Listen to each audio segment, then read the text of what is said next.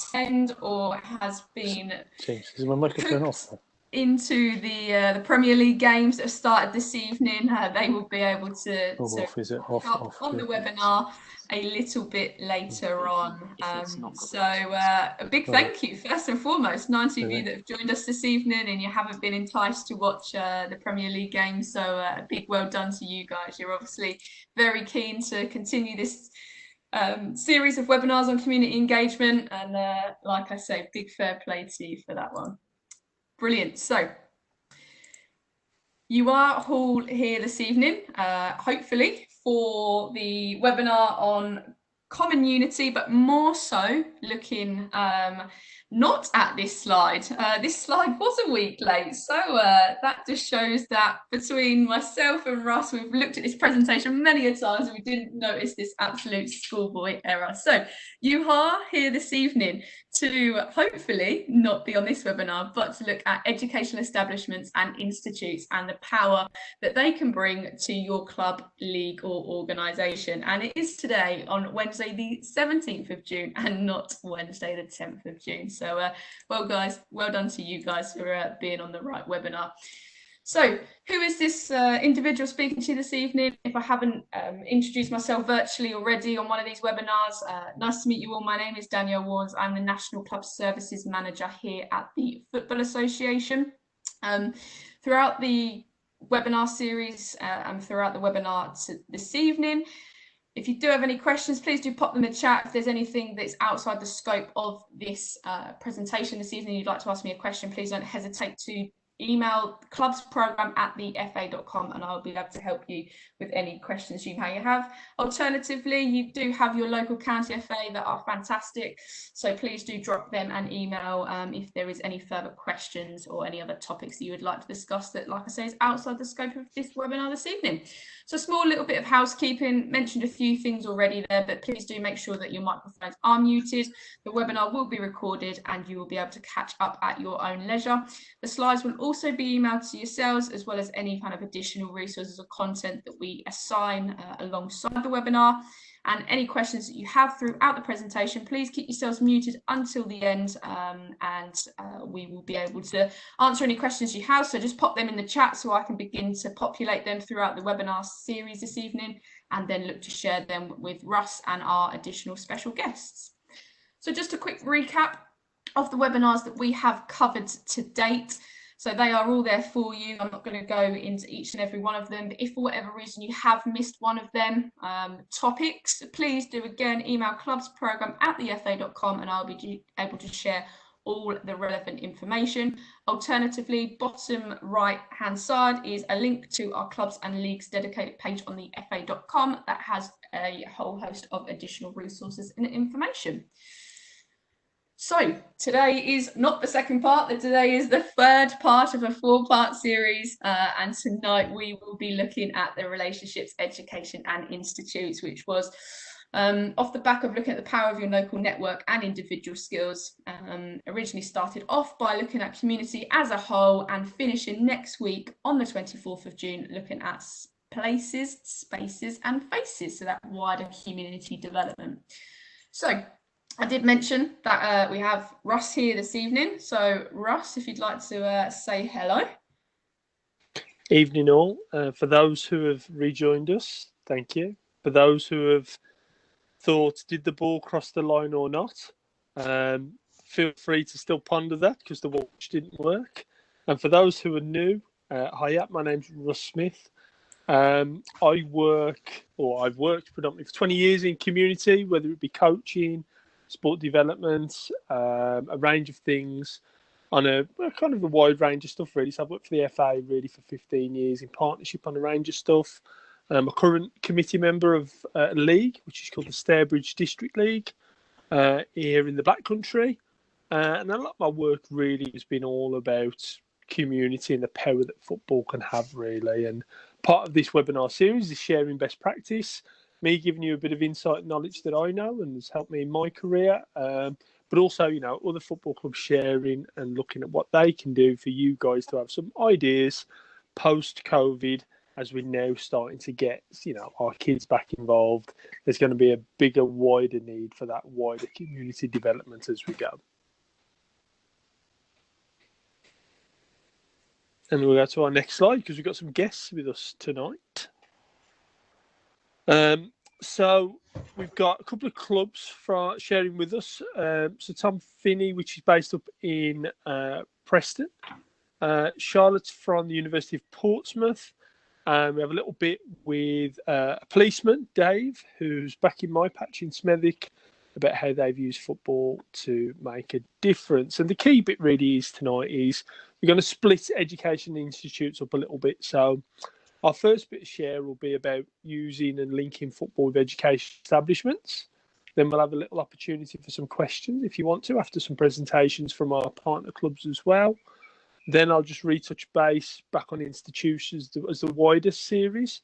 We've already covered a little bit on the webinars a bit when we're working with the NHS, but I will kind of align some of those bits in as well as and when we go through the presentation tonight. Okay. So first things first, I'll just recap a little bit for those who might be new. What's the ABCD'S? Well, this is the principle that I introduced on the first week. It's called asset-based community development. And ultimately, that's a bit of a framework for you to think about your club and what's in and around the community where I live. And there's 4 things that kind of align to that. And one is it focuses on assets and strengths rather than problems and needs. It mobilises individuals and assets. So in other words, it's about overlapping things. So if there is a skill that's somewhere else that might not be football, could that same skill benefit football but in a different context? It's community driven, so it's more of an inside out approach, and it's all about relationships and those people that you know. Okay, on our next slide.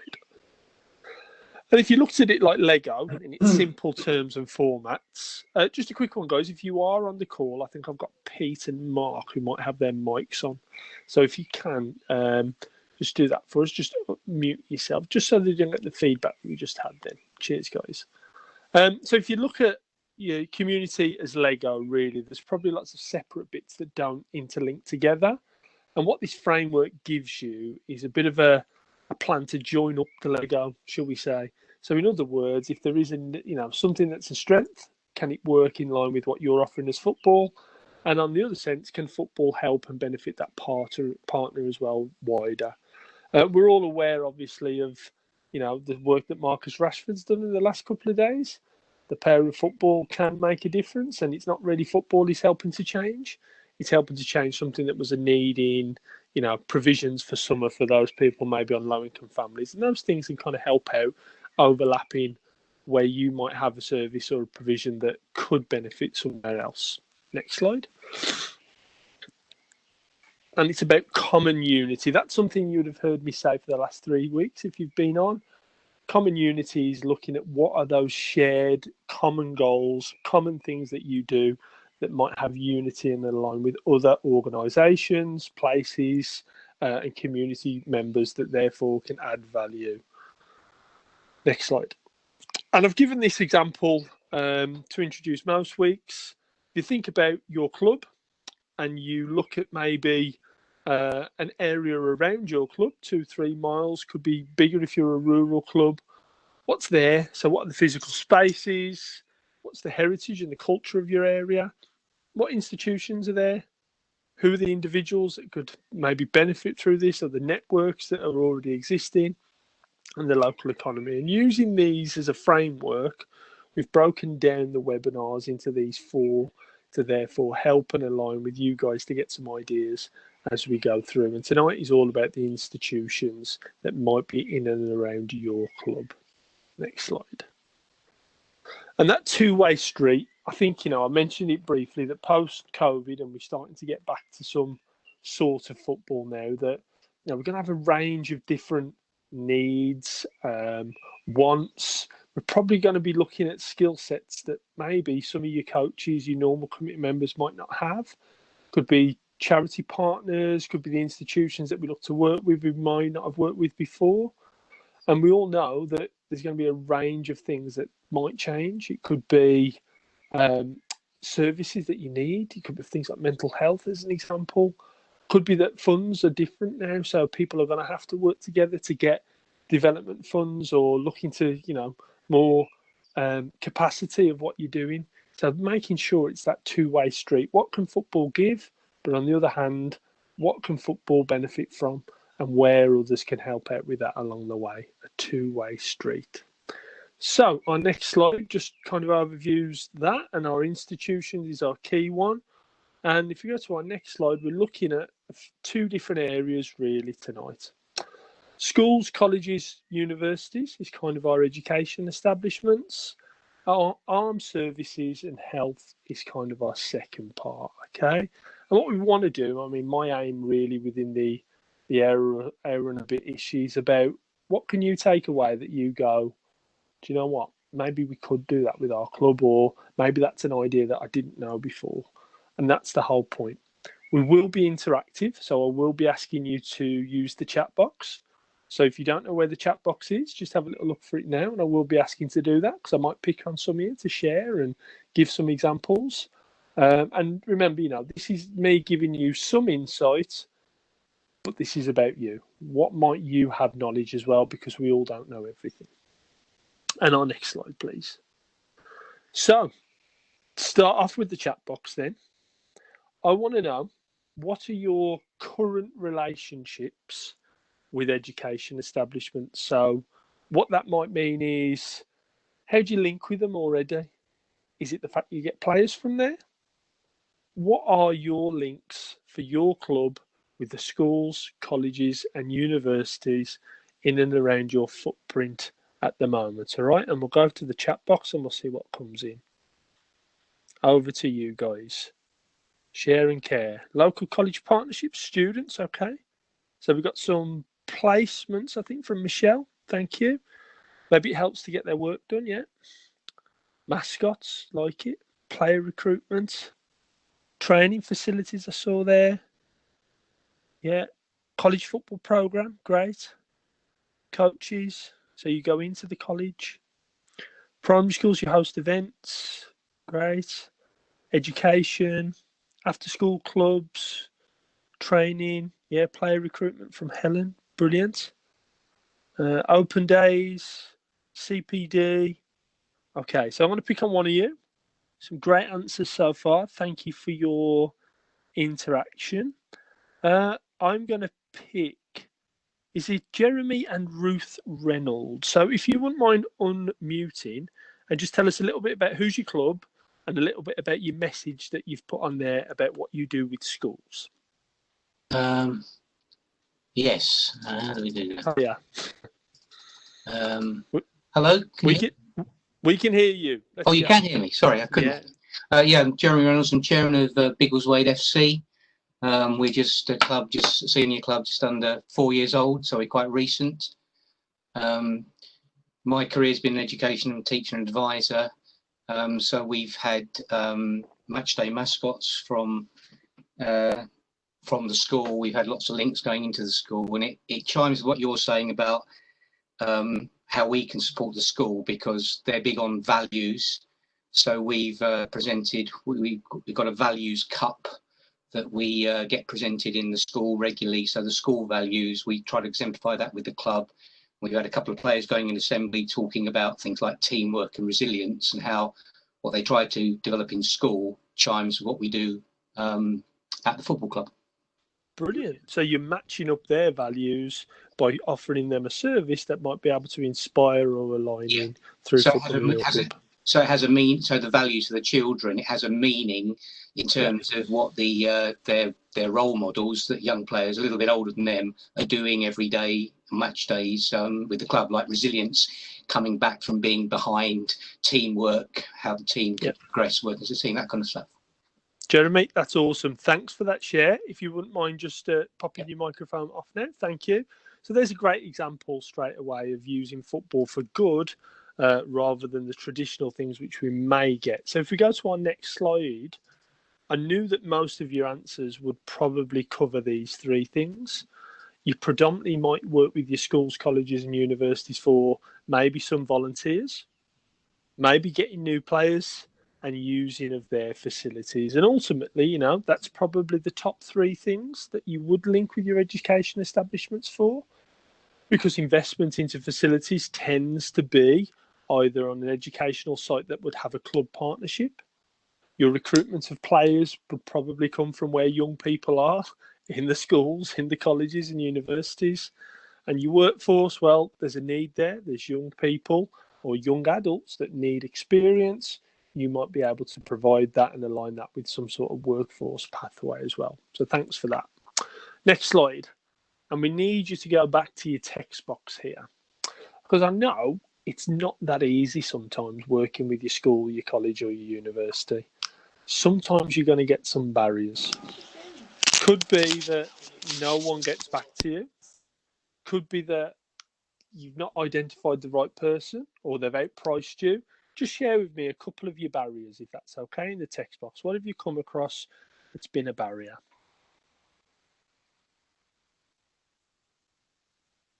So Anita saying some of the committee members been a barrier. Availability, I presume that's on facilities.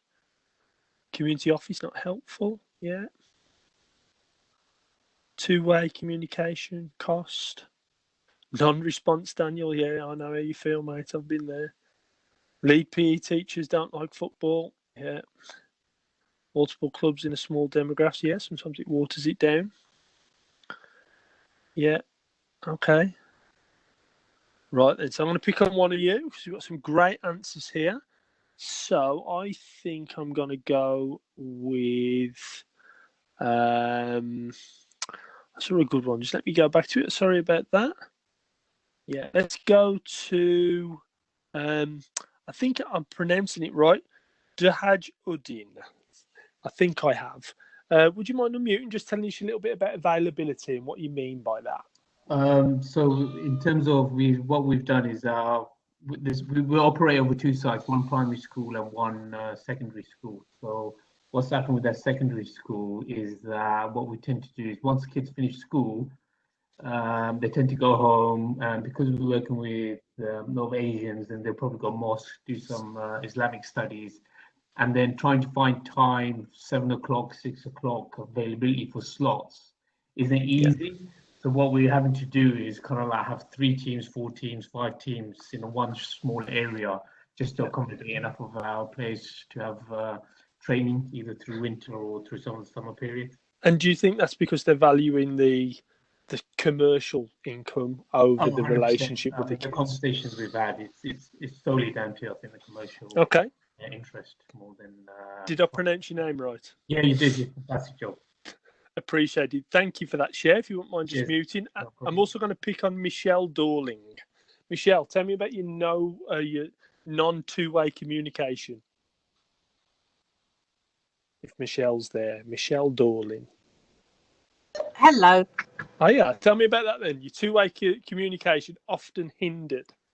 It's even more embarrassing because I actually work at one of the colleges. The person that deals with the sports department, we had a two-way communication briefly. We went to set up a meeting, and that was about 18 months ago. I've chased them; they don't respond. Other than physically going to see her and tying her down, it's really, really difficult. There's lots of barriers. So the left hand not talking to the right hand. Yeah, and that happens a lot. We did partnership work with Whittle College, University College, which worked fabulously. It was amazing. The students had to do something for their college course, and that was to run an event. And we held a charity football match at Great Ormond Street. The turnout was phenomenal, and we had over 1,000 people turn out for that because we kept it reasonable. The children organised it all, and we ended up with over 40 celebrities turn up. Wow. And what's your club, Michelle? I'm with the league. I'm with the 16-year league. Oh, brilliant. Okay, good. Thank you for that share. Yeah, it's really frustrating sometimes when you don't get that communication back. And, you know, many of the things which you guys have put in the chat box, I've experienced in one of my past roles. I used to be head of sport and community. And really, we had a head teacher who didn't like football. So I get that. Also, non-prioritising a facility for those with students. and also left hand not talking to the right. So thank you for sharing that with us, guys. So if we go to our next slide, we'll kind of look at how we can work and maybe be a bit more cleverer of how we can work with the education establishments. Most educational establishments will probably plead poverty with you with funding. So in other words, schools underfunded, colleges, it's really hard. University is a bit different because money comes from a different source, but you're a really key source of how you can help them win with funding. So as an example, in a local authority school, it's a really hard mechanism to get money in and get money out. But for your clubs, for an example, small grants that you might get through your county FA or your local partnerships for revenue-based things such as participation, that's quite easy for you to do. So you might be able to provide funding for your club to work with the school. That could be facility-wise as well. And in most Football Foundation-related bids, all schools would need club partners to get that funding. And if they don't have them, ultimately, they're not going to get that funding unless they're paying for it themselves. So think of the funding bit on this as well. It's a really key one. It's probably easier for you to have the mechanisms rather than the education establishment, because as we've just heard from Michelle, often the left hand don't talk to the right. So just to even spend stuff on some bibs or maybe about a promotion for girls football, it's easier for the monies to come through to you to pay for some of the provisions. To the top right there, the workforce one, if you just go back to the one we were on, please, Daniel, if that's all right. The workforce one's a key one, really. Now, I really like what we heard before about using values. So one of the football clubs I've worked with in the past, they use some of their football players, and this was non-league, as mentors. So people to aspire to, reading champions. So rather than just looking at workforce from your club as just coaches, can it be those wider skills as well? Someone to, you know, encourage attainment, confidence, resilience, those sorts of things which make good British citizens. And it could be that when you're contacting your schools, normally schools or colleges, normally if you're contacting them about provisions, football, sometimes people don't take that. But if you just reword what actually football can offer and look at it and break it down of the things such as confidence, hard work, teamwork, communication skills, maybe through the mechanism of football, you can get those skills out of it and offer that as a provision instead. And I think these are more widely appealing to the education establishment than maybe just the provision of football, but you can sell it in a different way. The bottom left, what I mean by that one is students often can do stuff that we can't. So an example, module outcomes are key here. And I'm not saying you need to be an expert on the national curriculum, college curriculums, etc. But most colleges will have a NVQ or BTEC, for an example, that probably covers customer service, marketing, and communication. Now, if you have a gap that you need someone to help out or do this, obviously that's a placement opportunity, same with universities as well. And it could widen what you already has as a club, but then a win-win for the college or university where it helps them with an outcome in their work too. To the bottom right, obviously the Marcus Rashford example. Now we know that, you know, free school meals as an example is something that will be vouchers for this summer, but there's lots of provisions that your club can still provide to help out those people who are on free school meals. But if you talk with your school and share the provisions that might go on for holiday hunger, for an example, football that carries on throughout the year, things that might link into attainment and success, but you might target certain students because the school shares with you geography, demographics, but actually find out a little bit more about what you're doing. Maybe that's a different way to kind of, you know, link what your football club's doing. And there are school PTAs, family links and liaisons in most education establishments. And sometimes when we contact the teachers, ultimately it's not high on their priority because their priority is student attainment. So it's looking at who else is there to link with you. A school, for an example, would probably have pastoral officers. Colleges will have some sort of pastoral lead too. And at universities, it would be that outreach and communities team. Looking differently rather than going through the teachers sometimes can help out for you to try and achieve what you might need, but on the other hand, they win as well. And remember that principle, win-win. What can you get? What can they get? But sell it a little bit differently. Next slide. And we have organisations which are championing the work of the education establishments. So an example, something you're going to get a little bit later, a lot of schools don't have any community access policies. And the policies really prevent schools opening up because they might not have the infrastructure or know what to do. So one of the things I've put on there from Sport England is a community access policy and agreement template. So you might be able to solve the problem with an education establishment.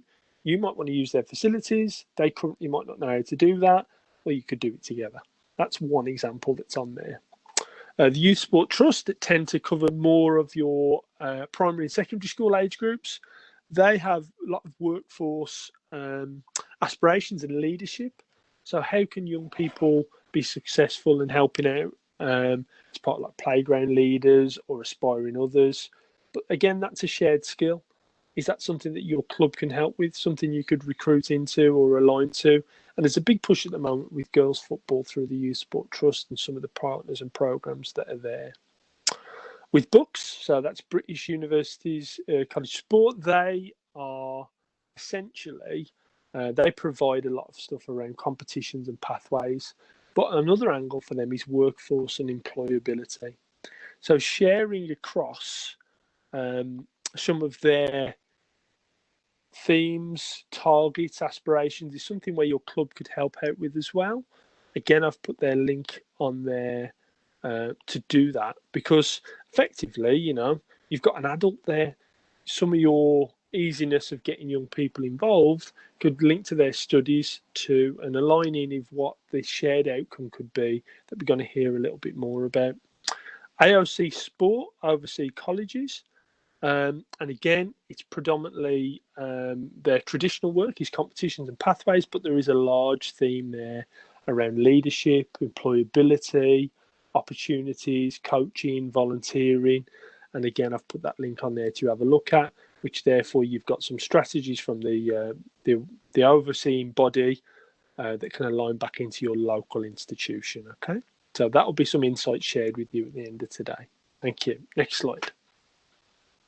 And we're going to hear now, I'm going to invite Pete. Pete, can you hear me? Yeah, you found unmute, yeah? Yeah, I found it. Can you hear me? We can hear you. That's the good news, yeah? We're halfway there. So all the things I've been talking about, Pete's going to talk us through a little bit about what he does and their club and how they kind of get some of this win-win going there. So Pete, we're over to you, my man. Thanks very much, everybody. I'll hopefully just skip through this in about 10-15 minutes and I'm quite available for questions afterwards. First of all, the Sir Tom Finney Preston Soccer Centre and Football Club. The structure of that is two. It's two separate entities. The Sir Tom Finney Preston Soccer Centre is a registered children's charity, albeit it does provide football opportunities for adults. And that's run by a group of the trustees, and then the Sir Tom Finney Football Club is run by a committee of 8. I'm chairman of both of the clubs. So I'll just move on and tell you a background of who we are. We started in 1999 as the Preston Soccer Centre, and Sir Tom Finney became our president in 2005, and we changed our name then to the Sir Tom Finney Preston Soccer Centre. When we started in 99, we utilised a facility called Forward Barracks in Preston, which was an active army barracks. Within 2 years, we'd outgrown that for security reasons, and we moved in 2001 to the Cotton Sports Arena, which in 2006 became the UCLan Sports Arena, with the University of Central Lancashire taking over the venue. As I mentioned, we're established children's charity, we're a charter standard club, and we are now a hub club working in partnership with both UCLAN, the Football Association, and Books, already mentioned by Russ. I mentioned it on that slide there. In 2015, we had a football activator who was funded by the FA and Books, and I'll touch on that shortly when we go through the presentation. Next slide, please. So in 2014, unfortunately, with the passing of Sir Tom, we were fortunate enough to get Graham Alexander, who was captain of Preston North End, Burnley, Scotland, etc., to become our president. At that time, and it was a coincidence that it coincided with the passing of Sir Tom, we were approached by the Lancashire Football Association and Books and the University of Central Lancashire to see whether we would become a hub club for them, which basically was around starting competitive football opportunities for people who weren't currently involved in football. That gave us, as a group of trustees for the charity, a bit of a dilemma, because we were all for football for all. And as you'll all know, if you have football teams, by definition, you have to have either a selection or a deselection process to get 5, 7, 9, 11, 15 squads together. We talked about it and we decided we would do it, but we'll do a bit of a twist in that we agreed to put competitive teams in, but we agreed to only take those children who weren't deemed good enough to play for established clubs, or indeed whose parents and the social background didn't allow them to, due to the fees that clubs actually charge. So I went to the local leagues, discussed it with them, and we agreed to register our teams, but only register players after everybody else had done so. We started off in 2014 with 2 teams, and for next season we're going to have 28 teams. We have partners in British Red Cross, certainly around the refugees, Lancashire Constabulary around the disadvantaged and referred children, Preston City Council, Active Lancashire, Lancashire FA and Lancashire Children's Services, who also send disadvantaged children to us. Next slide, please. There's some of these services we do. I'll touch on them very quickly as we go through, but I'm sure you don't need me to read them all out to you, but they're all there. So we can move on to the next slide. This is our able-bodied coaching. Every Saturday morning, we now have approximately 110 children turning up for football coaching at the University of Central Lancashire, ages 4 to 16 years. We do disability football as well on a Saturday morning. And what we try to do is, why we don't integrate them into the sessions, we have the sessions for the disabled children 4 to 16 going on alongside the able-bodied children. It's £4 a session, pay on the day if you can afford to. If you don't, you don't pay. And those people or children that are referred to us by Lancashire STAB or the Lancashire Children's Societies and the Refugees children don't pay. They have free places. And you see a nice picture there of some of our university students and a couple of police officers. We have quite close links to Lancashire Constabulary. Thank you. The next slide. Disability coaching. We took this over a group of disabled adults on a Friday night, going back about 8 years now, 9 years. Oldest one is he's about 60 now. And we have an average attendance of 35 every Friday night, but we have 65 different disabled players registered with us. As I mentioned already, we have the free disability coaching for the children on a Saturday morning. And we've also got 4 adult pan disability teams playing competitive football in our local disabled leagues. And I'll mention a little bit more about that as we go on. So we have now, most Saturday mornings throughout the summer period, 40 disabled adults playing in 4 teams for us. Again, run by the university students. Next one, please. 4 years ago, we were approached by the lady, as you look at your picture on the bottom right-hand side in the bobble hat. She's a volunteer with the British Red Cross, who are responsible for looking after the placement and welfare of refugees and asylum seekers in the Greater Preston area. She also has 2 children playing in our competitive youngsters teams. She approached me and asked if we could do anything for the refugees. We said we'll have a look at it, and we did. So on a Friday night, following on from our disability group, we now have an average of 30 disabled adults, disabled refugees, asylum seeker adults turning up every Friday night. Some of them will walk for about 45-50 minutes from the far reaches of Preston just to come and train. All their kit, the boots, the shin pads, the socks, the shorts, the shirts, everything is provided by ourselves, and they leave it there, have a shower and change room, leave it there, and my wife has the joyous job of cleaning it all thereafter. We play quite a few friendlies with the refugee teams against local groups and the university students, and we've just had our first refugee through the international clearance, believe it or not, and he's now playing for our Saturday men's team, and we've got 3 of our refugees currently waiting to go on their level 1 FA coaching courses. So another good result there. Again, you look at that picture at the end, the 3 people stood up behind the lady with the bobble are students, and at the other end the gentleman knelt down is a student. Next one, please. As I mentioned earlier, competitive teams started in 2014 as a result of the partnership we have with Hampshire FA and Books. This has grown and grown and grown. We now have teams from under 7 up to under 16. This year we're starting 2 girls only teams, under 9, under 11s, although we do have quite a few girls playing for our mixed teams. We have 4 disabled adults teams. We have 2 adult male teams playing in the Sunday League, an adults male team playing in the Saturday League. We have an over 35s team new for this season, wherever it gets off. And we have 2 adult ladies football teams playing in the North West Regional League and the Lancashire Ladies League. The ladies and the men's teams have several University Central Lancs students playing for them. They don't have to pay any registration fees to come and join us, but they come along and join us as part of our partnership with University of Central Lancs. So next slide, please.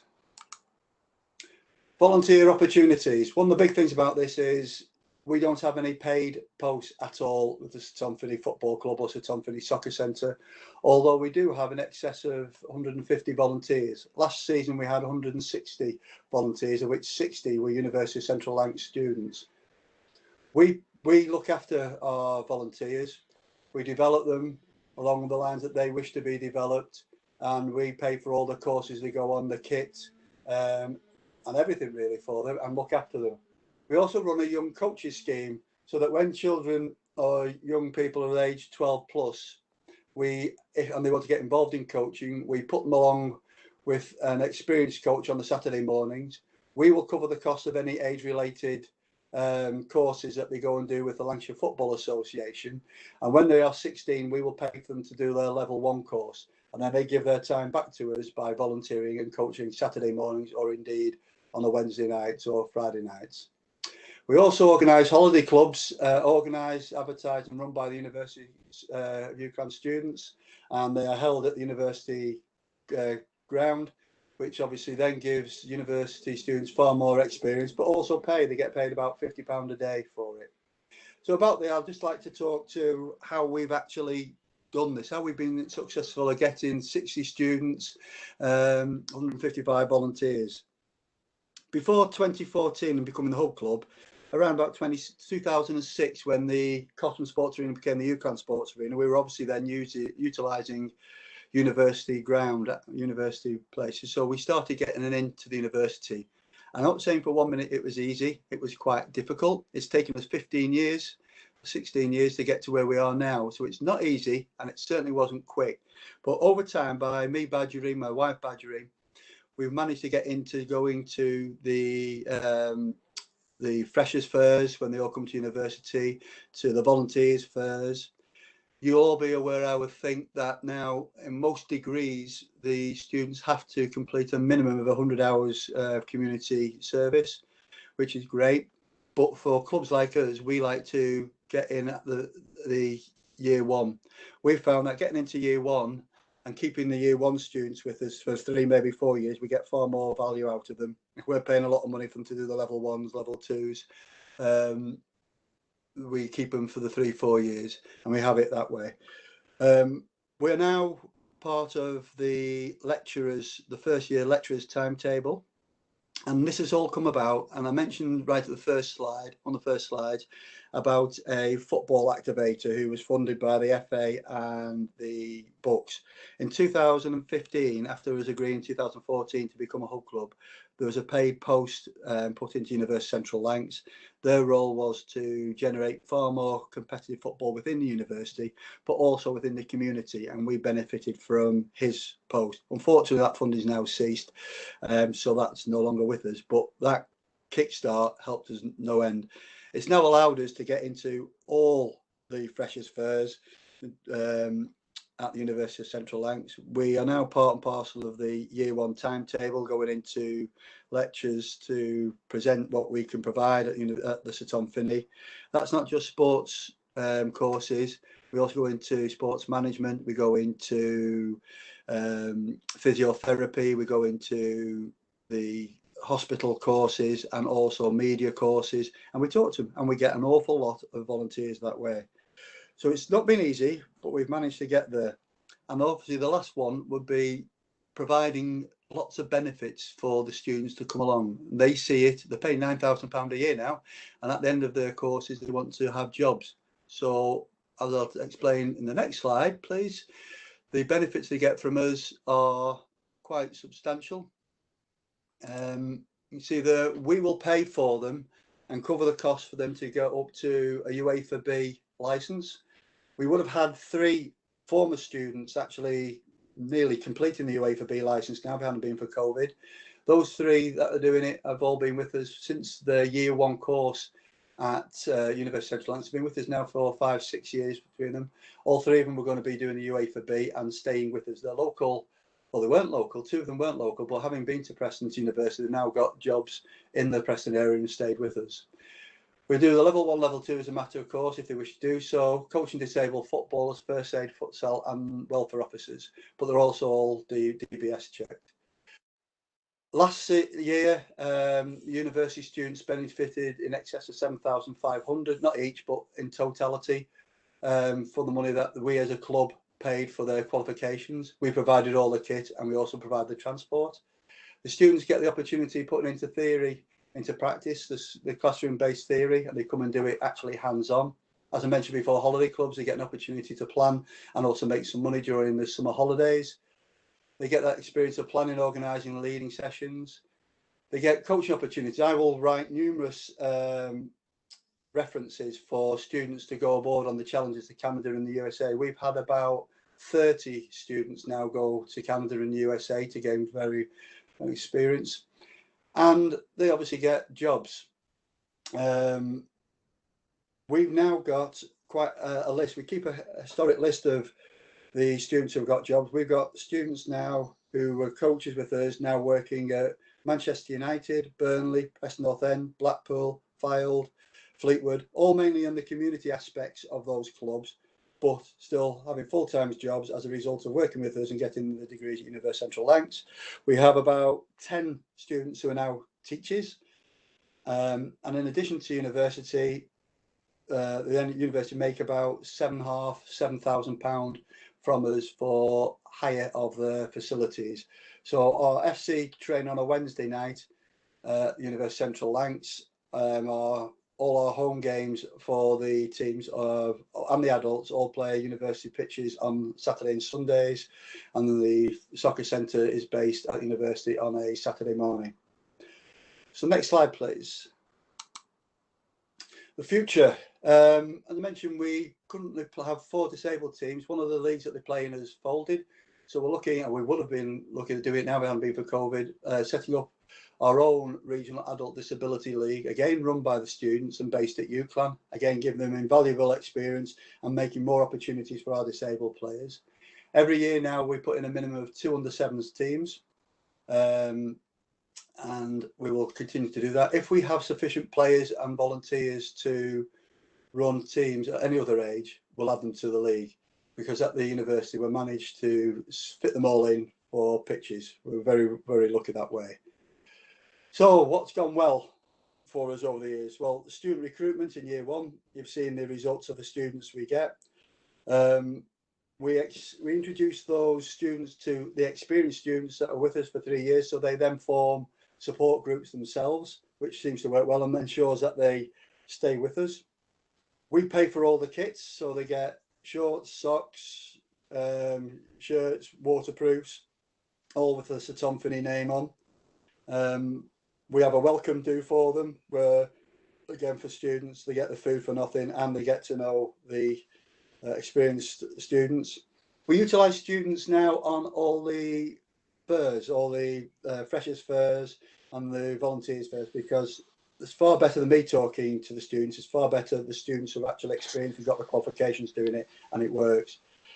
Obviously, a variety of opportunities, and we have a large number, so we don't expect now students to work every Saturday because of going home at term time, of their exam times. We have enough now, we can be very flexible with them.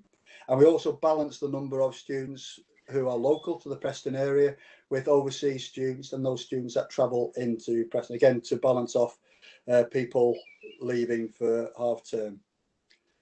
And again, I would say, whilst it's been very, very hard work over the years, it is now bearing fruit. What was problematic? We expected, Pete, yeah, I've got to say, you're an inspiring guy. And you know what? How do you get time in the day to do anything else? I'm retired now. I was a senior police officer, so I know exactly why we set it up. There's obviously spin-off benefits from that. But I also fill the time in doing all sorts of volunteering stuff. Pete, that's brilliant. We thank you for your share. Guys on the call, we've got a chance to ask you a couple of questions and a little bit about education, but I'm sure you'd all like to mirror and thank Pete for showing of the great work of Sir Tom Finney Club and the Soccer Centre, really. Pete, thank you for that. It's a pleasure. Anytime. No problem. Stay on the line because we will ask you some questions soon. And Thank you. We now should have Charlotte. Charlotte, are you there? Hiya. Hiya, how are you? Yeah, I'm good, thank you. Beautiful. Would you like to tell us a little bit about your programmes, provisions at University of Portsmouth and how it aligns with your grassroots hub?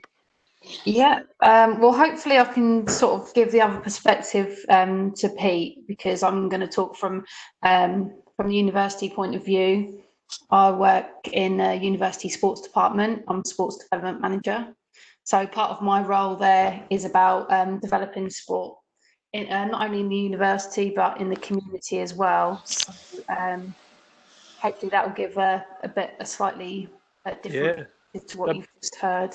That'd be brilliant. So, like, what are your priorities and how football clubs and outreach work can help with? That'd be brilliant. Okay. So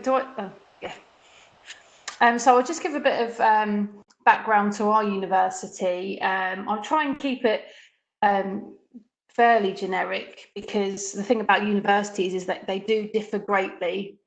Different universities will have different priorities, so I'll try and cover sort of what most universities aim to achieve, and so that'll be benefit to sort of everyone listening.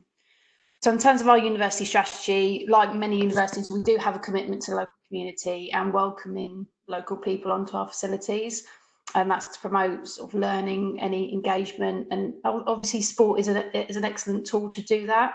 In a city like Portsmouth, where football is very strong, obviously for us it's quite useful to sort of tap into that tool. The local community enthusiastic and passionate about football, and we've got football facilities, so there is a sort of obvious link there. All universities have something called an access and participation plan. That's something that they're actually obliged to have to receive some of the funding that they get, and it's the obligation of the university to widen access to higher education. And by that means that it's really about encouraging people from the local community to access university. So I'm not talking about students nationwide, but those on our doorstep, making them feel that university is for them and it's part of their community. But not only that, those that have parents that might not have gone to university, so they're known as sort of first generation students. So we do a lot of outreach work, and that's not just in sport but across the board, to encourage local young people to access the university facilities, so that they become familiar with us and hopefully feel that university is a place for them. So every university will have what's called an access and participation plan. It will be a long and complex document, but if you wanted to, if you've got a university local to you or near to you, that's something that you could view, that you can find out a bit more about and find a bit more about what your university's priorities are. And there'll be lots of specifics there about the types of engagement that they're looking at. In addition, there's something called civic universities, which I believe our university signed up to this, as 50 institutions across the country are signed up to that, and that's about a commitment to developing their communities, and sport is an obvious way to do that. So that's just an overview really of some of the university strategic priorities that might overlap with football. And it's important, if you want to start talking to universities, is just to understand what their priorities are and the types of people that they want to engage with. And a lot of those people will be already engaged with football or in some of your football programs. So although I'm part of the university, I sit within the sports department at the university, and we have our own sort of specific strategic aims, so what we need to achieve as a department. And obviously a lot of that is student facing. It's about the students that are already paying fees to come to us and us delivering activities for them. But to align with the university strategy, we have also got a commitment to the local community. So a lot of our aims are around just increasing participation, but not only in our own university community, but also in the wider local community as well. There's a lot of overlaps, I think, in terms of developing football around our strategy, where we've got we identify the importance of engagement with local schools and colleges, and how that widening participation and recruitment activities can happen through sport. Talked a little bit before in the previous presentation about the student workforce and how volunteering and development is really important for students. And you know, it's all about getting value for money for their degree and how we can add value to that, and how we can make sure that those students are getting the employability skills that they need to get them to the next stage post-university. Once they graduate, they can demonstrate skills beyond their degree, and sport and football can offer those. We're also obliged to make links with our FE colleges and schools locally to meet that widening participation in gender, and build stronger community relations. Not only that, we're fortunate enough, and not every university will have this, but we've got sports degree courses. So that's really specifically, we'll have students that are looking for those sports related opportunities outside their degree to develop their own portfolio of skills. So that's our strategy, and you'll probably be able to view the sports department strategy for your university local to you. If you have one local to you, it's worth getting online and have a look. A lot of these are public documents, and I think if you start to understand what universities are looking to deliver through their sports program, then you can think how it's possible to link up and complement each other and work together. So I'm going to talk a little bit about how we've developed football through some of our programs, why we've done what we've done, and how we've been able to achieve that. We've created something called the Portsmouth Football Pathway, which I'll talk a little bit more about in the next slide, but that's about a real formalised link with our local college and trying to create a pathway for local young people through both education and football, so that they can enter a programme of football at sort of under sevens and continue on that same pathway through to college, and then hopefully through to university.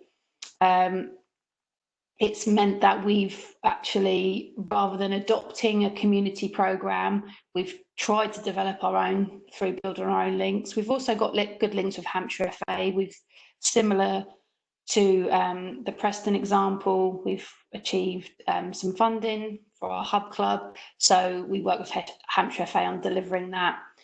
Obviously, good partnerships with local schools. We need that to feed into our football programmes. And as of, I think we're into our second year now of being the shirt sponsor on Portsmouth Football Club shirt, which is great for profile in the local community. So I think that's helped us to develop our programmes and build that association with football that we haven't had before. So we started developing our football outreach probably 10 years ago. So that's how long it's taken us to create that pathway. But obviously in the last couple of years, coming on board with Portsmouth Football Club has helped people sort of strengthen that association really, and maybe local young people seeing that we have that association with their club, and there is a strong passion for that. So that's helped us really. So I'll talk a bit about our collaboration with Hampshire FA. We deliver a lot of the programs as a university that I'm sure some of you guys do as clubs, such as Wildcats, drop-in sessions, and our own internal football leagues, which is more student focused. So Wildcats, which will be familiar to a lot of you guys, is a way of us providing opportunities for students, because there's coaching opportunities there, but also getting young people on the pathway. So starting from a very young age and then feeding them into some kind of competitive football, and obviously with a focus on females with that particular example.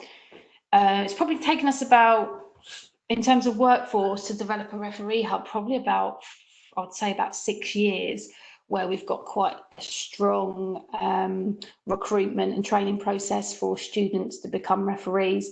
And that's not just for our internal courses, but that's these guys delivering in our community football programs and delivering, I suppose, football at a higher level externally in the local community. So we work with Hampshire FA to deliver that, and that's really beneficial for students and obviously really beneficial for the local community. It's a great way for students to earn a bit of cash.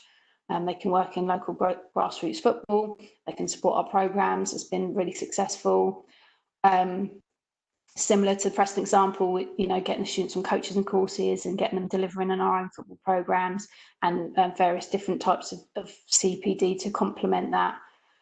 And working with Hampshire FA to deliver their objectives on developing clubs and leagues. So we're creating competitive football for boys and girls from under 7 and up. So that's just part of how we support Hampshire FA in what we do. So the pathway is it looks pretty complicated. It's quite hard to articulate at times, but hopefully by looking at this diagram, it's a bit more digestible. So like I said, it's a partnership with the college, essentially, to look at how we can create a journey for young people to access football and their education. So it's not just focusing on those competitive opportunities or staying in competitive football, but there's a coaching pathway for them, a pathway into apprenticeships, a pathway into college. So a young person can enter the programme as young as the TOTS programme, and we then start our travel teams, as we call them, for under 7 to under 10, which we partner with a grassroots club, which is Soccer Scholar. Once the transition for boys goes into 9-a-side, they identify as the University of Portsmouth and they train and play on our facilities, and the same for girls as well. Now from that point, so when they reach under 16s, there's a pathway for them into the local college, and through that pathway they can take an elite football BTEC and the coaching pathway. Obviously aspirationally we'd like them then to stay within football and come to university and support our football programs there, and continue to play football.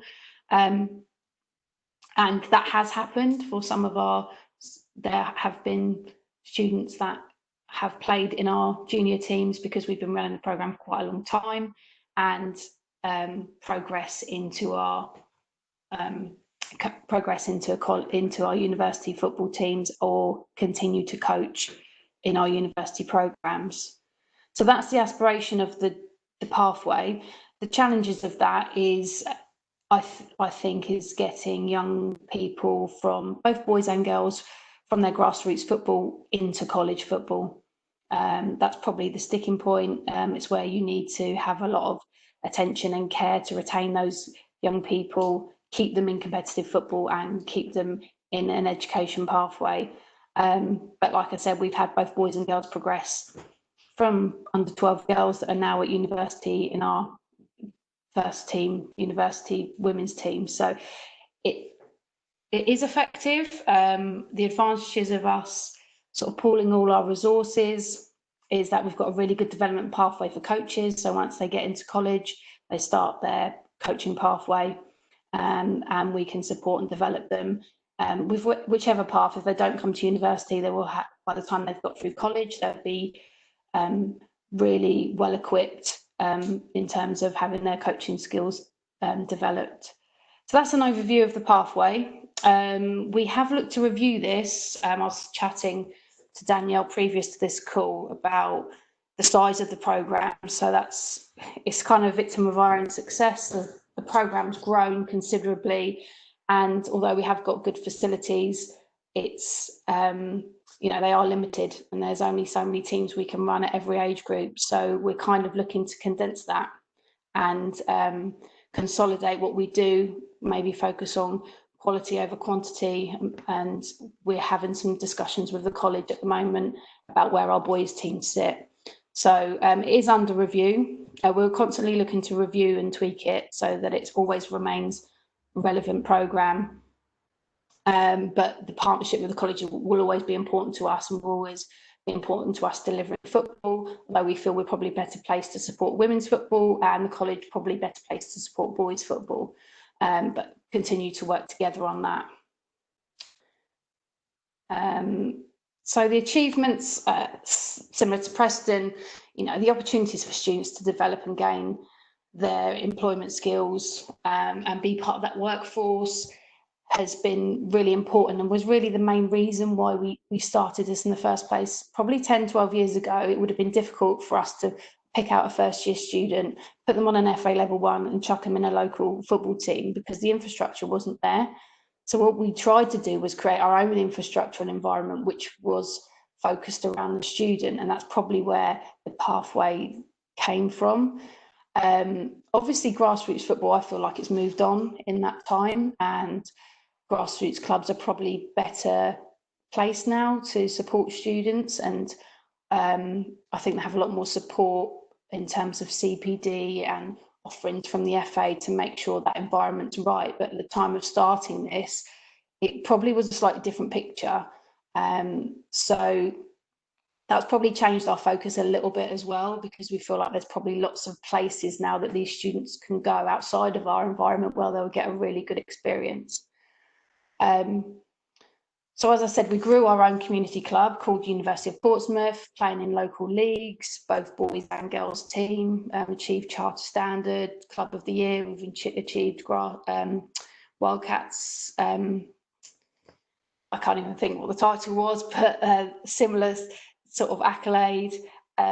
We've got 10 youth teams, a strong presence in the community, but that's continued to grow and grow. And for us, it's probably more about now looking at how we focus that and how we make sure that it remains relevant and sort of ticking all the boxes. So the benefit of the pathway and us linking up with the college is the shared resource that we've got to be able to sustain the programme and grow it in the way that we have. They obviously cater for the younger age groups, and we've created that pathway for those young people looking to continue, and then their pathway back into the college. Wildcats has been great for us. It's been a way for us to attract funding to develop girls football and provide some sort of sustainability to our drop-in sessions. As I've said before, the referee hub has been great, not only in supporting our own programmes, but getting young people out into local grassroots football, being able to earn money and develop their refereeing skills.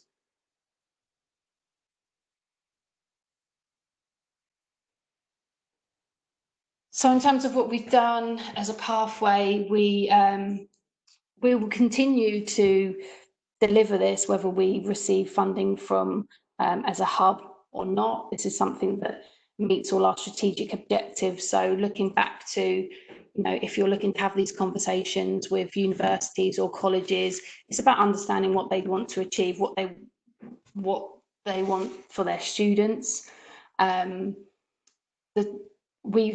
Through football, we've been able to develop so many opportunities that are valuable to our students that we would continue them regardless of the funding available from the FA or not. These are things that we've we've sort of grown ourselves. We've been able to attract funding because of what we've been able to achieve, but they'll remain important to us and integral to our delivery. So we will continue to develop referees, offer internships, coaching and officiating, continue to mentor young people and young coaches, and just continue to support local grassroots football. Student development was always at the centre of what we've done, but we feel like the wider benefits have helped the programme to grow. Thank you, Charlotte. I think given the other side perspective, it's quite good, and especially for you guys that might have a university in and around you. Colleges predominantly would have the same. Schools might be a bit different, but they might have other priorities or their visions and values. Have a look for those on the websites. They are public documents, and that's maybe a good starting point, as I said before, of how you engage and build that better relationship. I think what we're going to do here, I had planned it a little bit different, but I'm going to introduce you to those wider institutes, and then we're going to open the floor for questions. So essentially, think of some questions for Pete and Charlotte. Then I'm going to give you a little bit more about working with the police, health, uniform services, etc. And then we'll have some questions. And we all know, thank you for the updates, that Raheem Sterling has scored as well. So thank you for that too, guys, on the chat, okay? So you need your chat button. If you go to our next slide, please. And my question for all of you is, in a low-income community or family, how much would you say is the average spend per week on leisure? And how much would they spend on average on a club subscriptions per year? So let's have an example there, subs. How much would you say in your chat box? What do you think is the average spend for families on a low income to spend per week on leisure or on subscriptions per year? Okay. So we've got some in here. It's got £5, we've got £7, £80, £10, less than £10, £90. Cool. Okay, then. Let's go to our next slide then. So, from some recent research from Sheffield Hallam, £3.21 a week is the average spend per week on leisure. So let's say, for an example, I've got 2 kids. One of them can go swimming, the other one can't. Okay. Now the average household's £12. So maybe that's some of your members, and maybe that's some who fall into the lower brackets. And subscriptions a year was £29. So I'm pretty sure that a lot of the football clubs that you guys might have, I can't play for your team for £29 a year. The average household's 120. So just to put that into context about maybe some of the wider bits of need and link. And to link this back to some of the Sport England tools that I spoke about before, dependent on your household income, sometimes you're half as less likely to therefore to play, to be coached, to volunteer, to be a part of an event, and therefore you're kind of behind from your affluent peers or those who might have better household income. But football does really good on this on the whole, really. Football's a really traditional sport that will help out a lot of young people who might not be able to afford it, or those families who have a good tradition within that. But the national stats tell us differently, okay? Next slide. So you need your text box again. How much does youth crime cost us as taxpayers per year? So that's young people between the age of 11 to 18. How much does that cost us as taxpayers per year? We've had a 12,000 in there, 5 million, 1 million. Thank you, Ben. Any more coming in? Okay.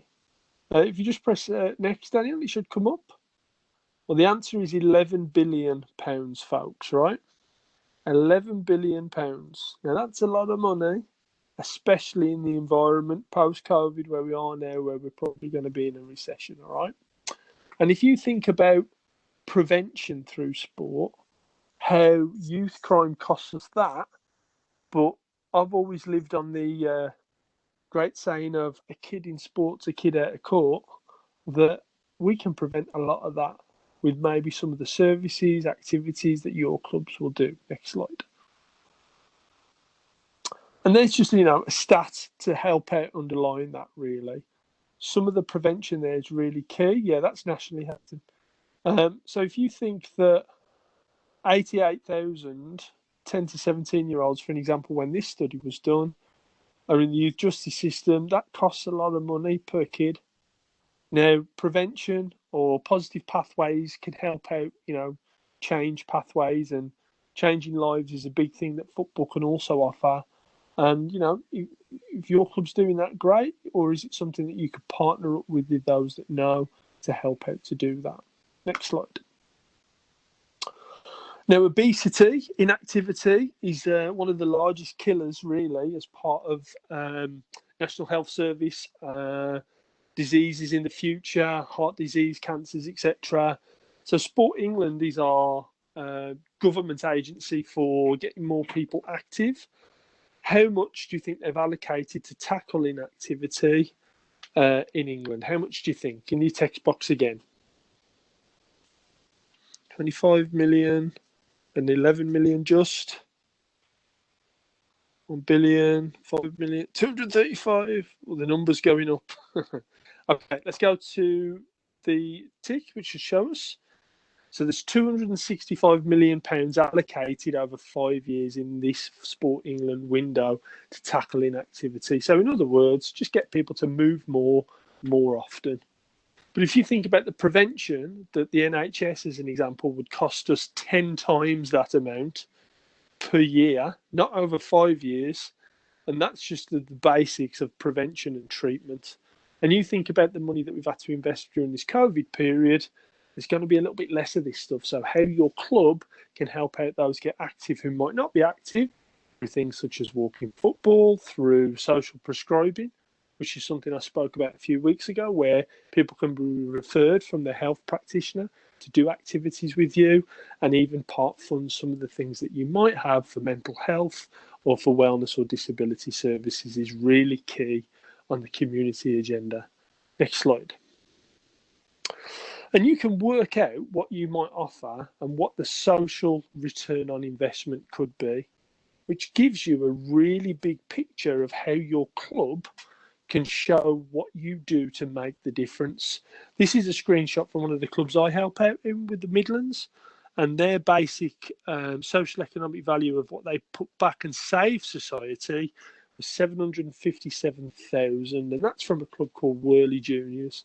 But that's through the work on volunteering, prevention from health service, reduction from crime. There's a range of calculators that you can use, and one of the links I'll share with you at the end is some of the tools you could calculate that for your club on the wider savings on society. Next slide. And there's a wide range of networks that links to last week, that links here to institutions. You will have a community safety partnership in and around your club, in your local authority area or in your county. That's somewhere where Pete, for an example, he spoke a little bit about he got some money from the police to do some work that could link into prevention or positive activities. Your NHS will have a trust or a foundation within your area. Getting to know those guys and what their priorities are, just like the education establishments, will help you align and get some outcomes. Your voluntary sectors as well, aligning in for employment, and your active partnerships, which used to be called your CSPs, basically they will have a lot of this local intel and insight to link you into the right places, but with the right demographical data to help you. Next one. And always look outside of football, because that's what's going to help you post-COVID. People will have the same priorities, but not under the football badge. People might have health needs, health inequalities.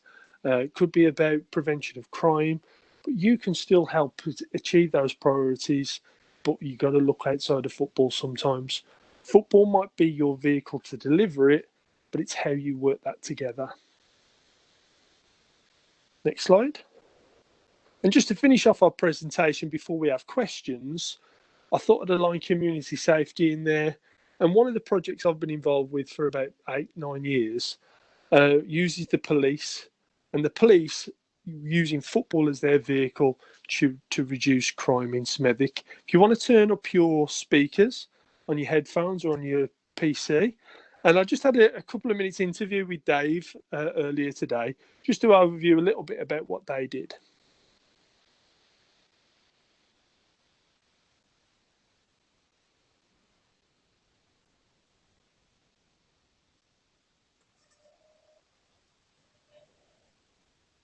Questions about your involvement with football. So tell me, as a police officer, tell us a little bit about the project and your involvement in football. So as police officers, we look at ways to build community cohesion. 7 years ago, 5 of us did a FA level 1 qualification and started weekly provisions on the park. This grew and we aligned with a community organisation called Benson Community. Okay, and with that then, so how did you link with the football club to help?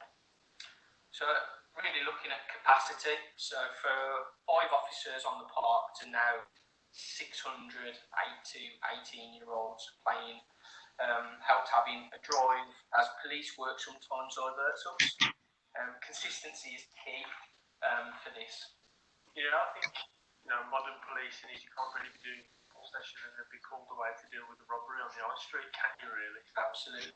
So the football club help there. What impact do you think it's had using football as part of your police work? Well, one statistic that we worked out a few years ago, that was when Benson football was on, youth crime fell by over 70%.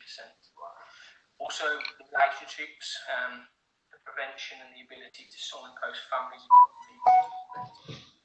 We also it also helped us young people didn't see us as Dave the copper.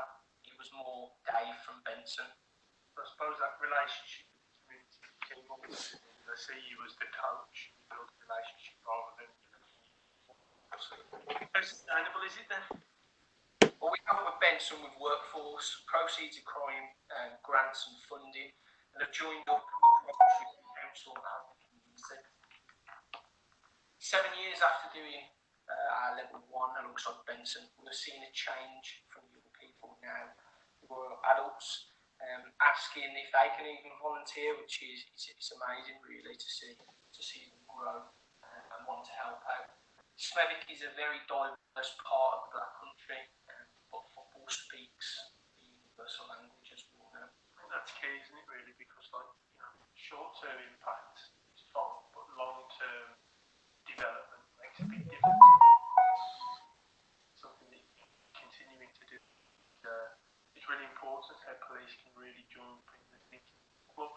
Yes. So the last thing I'll ask you then, you'll find out a bit more about the work that police do with Benson. So really the best way to look at it is Benson can be found on Facebook or on Twitter, and that's at Benson Community. Give them guys a follow. And if anyone needs a day out, I'm sure they can come have a lovely day out in Smethwick. Absolutely, beautiful place. Cheers, Dave. No worries.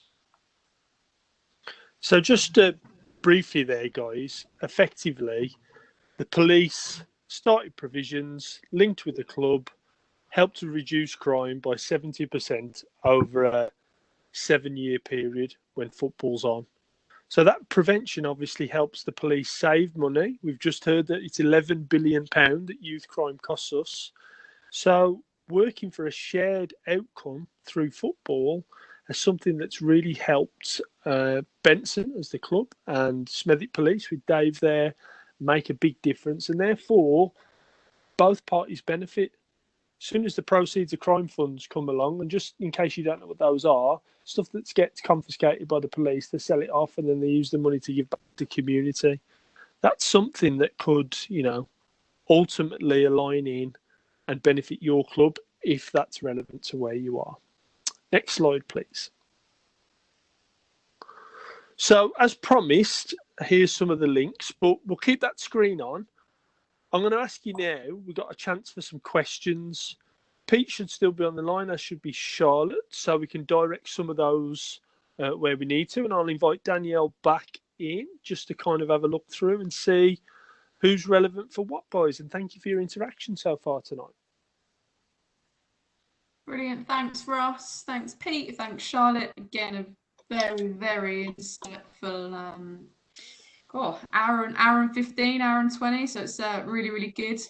Just waiting for some questions, hopefully to come in from the chat. There's been some great activity and some great interaction. So thank you very much for that. Please do pop any questions you have in the chat. I'm just scrolling through now just to make sure I haven't missed anything. I'm sure if I know you well enough, Rush, you'll be doing the same, just making sure we haven't missed anyone's important questions out. Just scrolling through all the numbers that you were all predicting based on some of Russ's questions. Well, I think we've got a question for Pete from James. So James is asking, Pete, if you're there. I'm here. So James has asked, what was your approach to get your disability service off the ground? We utilised the LFA with a gentleman called Andrew Whittaker, who's a disability liaison officer there, responsible for disability football. Linked in with him, and he signposts now people that approach the LFA for disability football. There was a need for it in the local area. We have people now travelling to us from the north of England, from as high up as Barrow, Lancaster. Some have actually come from Kendal down to Preston for it on a Friday evenings. But the main person we used was the LFA disability coordinator. So linking with your county FA, the top tip. Yes. There. Thanks, Pete. I've got a question which I'll answer from Jed or Ged. I think it's Jed. Proceeds of crime. Who is the contact point? I mentioned before, most areas would either have a local police partnership or community safety partnership. On top of that, you should also have a police crime commissioner. Now, these are all Googleable to get the contacts of their offices, and they often have open rounds of funding. And proceeds of crime is something that probably comes around quarterly. Well, it does in the West Midlands, and I know from other clubs or colleagues in other areas, it's kind of every 3 months. And it's looking at what that money can be used for to put back into good community initiatives to help prevent crime. So hopefully, Jed, have a Google for your police crime commissioner or your local community safety partnership, okay? Charlotte, I think you might have this one. So it says NCFCRDP, so I'm presuming that is a club. And it says he oversees 3 college programs, and they're trying to improve around the game, not just the players. Trying to enrich the scheme with a junior coaching club and areas. Any things you could recommend? So I think the question there is about not just college football, linking that in with the club. How did that go, Charlotte? So, well, the difference probably is that we created the college created a junior arm, so it's kind of the other way round, if that makes sense. Yeah. So they created junior football. I think if you were to approach a college, it's, I mean, I don't know if I'm stating the obvious, but, you know, looking at those colleges that are offering the vocational sports courses, you know, that's where you're going to make beneficial links. That's how we made links with Portsmouth College. They have sports leadership courses. They have courses with a high requirement of volunteer hours that you can link into creating volunteer opportunities within your club. And it's about finding the right person. I know that's sometimes easier said than done, but just finding an advocate within, you know, a local college, or if it's a university that's passionate about working with the local community.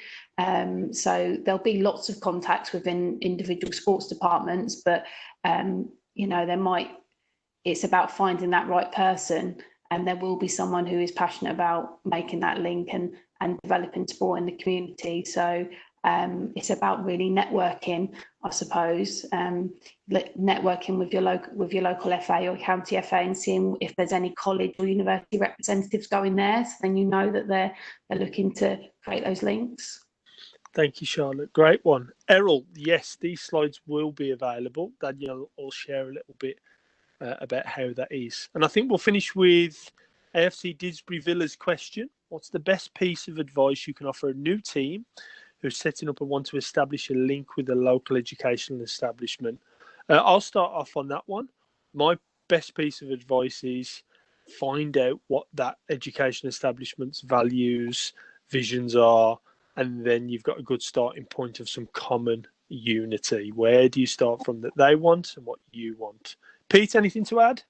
Yeah, most of the establishments also have somebody responsibility for the community or volunteers. So they're a great person. That's who I deal with mainly at university and the colleges we link into, because they're looking for opportunities to send their students out to obtain the volunteering hours. And Charlotte, anything you'd add? Yeah, I mean, in terms of universities, it's not just sports departments. Universities have whole departments that are committed to widening participation and community outreach. So that's always a good starting point. If it don't traditionally just look at the sports departments, there's other areas where they do get a lot of funding, and there's opportunities there to create links as well. Thank you. So just to finish this up tonight, guys, you've got the slides that you'll get. These links that are on the page here, once you get the slides, you can press them away.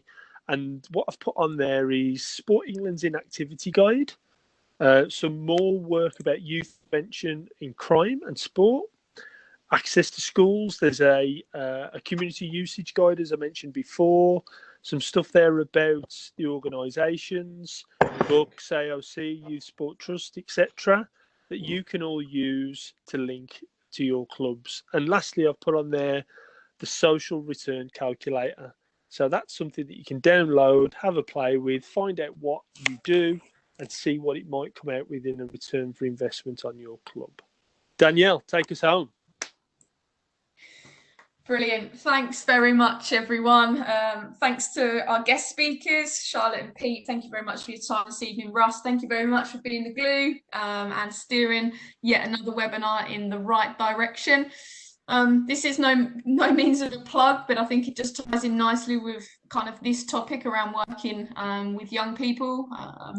We have a new course, like an introductory course coming out this summer called the Playmaker. So if you haven't heard of it, please do check out the FA Playmaker. Just via your normal search engine, it will come up with information about the new course, which is for those that are from 14 upwards. So there was a previous course that was around, and now this is the new course, an introductory level education piece that hopefully will help definitely link in with some of the topic areas that we've discussed today, and hopefully widening that little bit more around who you could potentially attract to your club or league within that wider community.